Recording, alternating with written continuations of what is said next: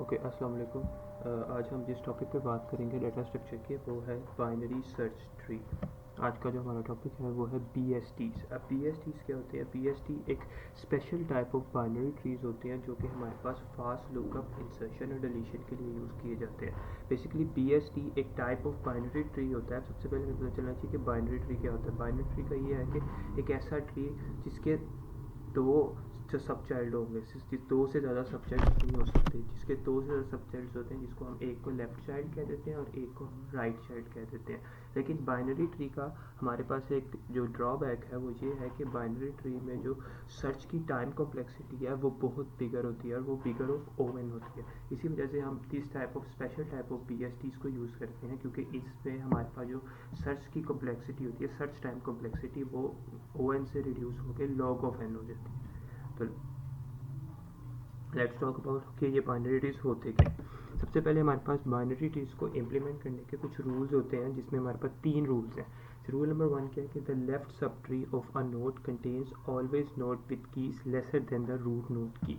यानी कि हमारे पास बाइनरी ट्री में जब हम कंपैरिजन करते हैं तो हमारे पास जितनी भी रूट नोड की से छोटी वैल्यूज़ होती हैं वो हमारे पास लेफ़्ट साइड पे रिटर्न होती है। हम उसको लेफ़्ट साइड पे लिखते हैं। फॉर एग्जांपल, जब हम 5 को 4 के साथ कंपेयर करेंगे तो 4 इज़ लेस देन 5, तो हम उसको लेफ़्ट साइड पे लिखेंगे। इसी तरह रूल नंबर 2 क्या आता है हमारे पास, उसमें जो राइट बाइनरी ट्री की हमारे पास right subtrees of a node contains only nodes with the keys greater than the root node की। इसी तरह जब हम दोबारा कंपेयर करेंगे तो जो वैल्यू हमारे पास रूट नोड से ग्रेटर आएगी उसको हम उसकी राइट सब ट्री में लिखेंगे। जिस तरह हम क्योंकि हमने लेफ़्ट और राइट जो है वो सब ट्रीज बनाने हैं, लेकिन जो लेस वाली वैल्यू होगी कंपैरिजन करके वो लेफ्ट साइड पे जाएगी, जो ग्रेटर वाली वैल्यू होगी वो राइट साइड पे जाएगी। और रूल नंबर 3 क्या है, उसमें है कि द लेफ्ट एंड राइट सब trees each must also be a binary search tree.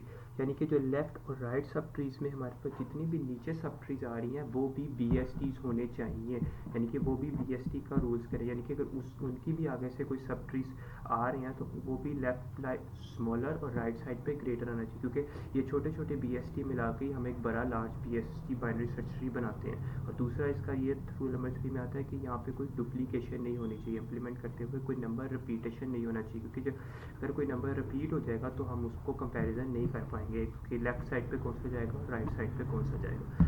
तो let's see an example of binary search tree. तो यहाँ पे हमारे पास एक BST की एग्जांपल लिखी हुई है जिसमें हमने एक BST बनाया है। तो लेट्स इम्प्लीमेंट, अगर हम इसको चेक करें तो ये हमारे पास एक BST बना हुआ है। अगर हम इसको इम्प्लीमेंटेशन रूल्स के मुताबिक चेक करें तो लेट्स सी कि अगर हम नोड नंबर 1 को, जो कि रूट नोड है हमारे पास, इस रूट को चेक करें तो इस रूट की लेफ्ट साइड्स पे जितनी भी हमारे पास सब ट्रीज हैं, जैसे कि 2 और 1, वो 3 से लेस हैं। तो इसका मतलब रूल नंबर 1 हमारा फॉलो हो रहा है। जब रूल नंबर 1 हमारा फॉलो हो रहा है तो अब हम इसके राइट साइड पे अगर चेक करें तो इसके राइट साइड पे सब ट्रीज की जितनी भी वैल्यूज़ हैं, जैसे कि 7, 5, 8, 4, 6, ये जितनी भी वैल्यूज़ आ रही हैं ये रूल नंबर 3 या रूल नंबर 2 जो हमारे पास है वो ग्रेटर है होना चाहिए, वो उसको सेटिस्फाई कर रही हैं। तो इसका मतलब ये एक BST ट्री है, क्योंकि इसकी लेफ्ट साइड पे स्मॉलर वैल्यू और राइट साइड पे ग्रेटर वैल्यू। इसी तरह हम इसके अंदर ये तो एक रूट नोड ट्री वैल्यू थी। अगर हम इसकी इंडिविजुअल किसी भी वैल्यू को चेक कर लें, जैसे कि अगर हम 3 के बाद 7 को भी चेक करते हैं तो 7 के लिए भी ये रूल सेटिस्फाई करना चाहिए, और वो भी वो कर रहा है। अगर हम इसको भी चेक करें तो 7 की भी जितनी लेफ्ट सब ट्रीज पे वैल्यूज़ आ रही हैं, जैसे कि 5, 4 और 6 आ रही है, वो जो है वो 7 से लेस हैं। इस वजह से ये भी एक रूल नंबर 1 फॉलो कर रहा है। और जो राइट साइड पे जितनी भी वैल्यूज़ आ रही हैं वो 7 से ग्रेटर है, इस वजह से ये भी एक BST को फॉलो कर रहा है। तो जो रूल नंबर इस हम चेक कर रहे हैं, रूल नंबर 2 जो था 1 और 2, इसमें भी सेटिस्फाई कर रहा है। इसी तरह अगर हम एक और 5 को भी चेक कर लें तो 5 के अंदर भी हमारे पास लेफ्ट सब ट्री पे छोटी वैल्यू और राइट सब ट्री पे बड़ी वैल्यू आ रही है। इसी वजह से अगर देखा जाए तो जो रूल नंबर 3 है हमारे पास कि लेफ्ट और राइट सब ट्रीज की जितने भी वैल्यूज़ हैं वो भी एक BSTs होने चाहिए। तो अगर हम जिस भी इंडिविजुअल को चेक करें तो वो भी BST के रूल नंबर 1 और 2 को सेटिस्फाई कर रहा है। इसका मतलब ये छोटे छोटे BST मिलकर एक लार्ज हमारे पास बाइनरी सर्च ट्री को क्रिएट कर रहे हैं और इसमें कोई भी डुप्लीकेशन नहीं है।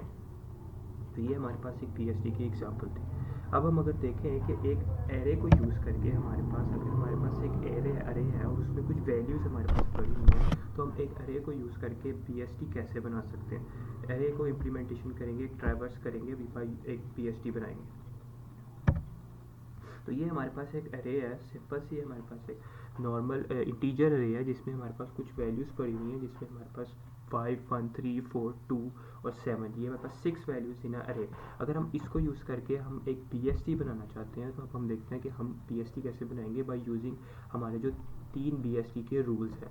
पहला BST, क्योंकि सबसे पहले हमारे पास जब हम BST बनाएंगे तो 5 को जब हम ट्रैवर्स करेंगे तो 5 की तरफ जाएंगे रूट नोड की तरफ, तो उसमें हमारे पास पहले तो BST एम्प्टी है, तो हम 5 को एज इट इज़ लिख देंगे, क्योंकि हमारे पास अभी कोई रूट नोड नहीं है, हमारे पास ट्री एम्प्टी है, तो हमने 5 को ऐसे लिख दिया।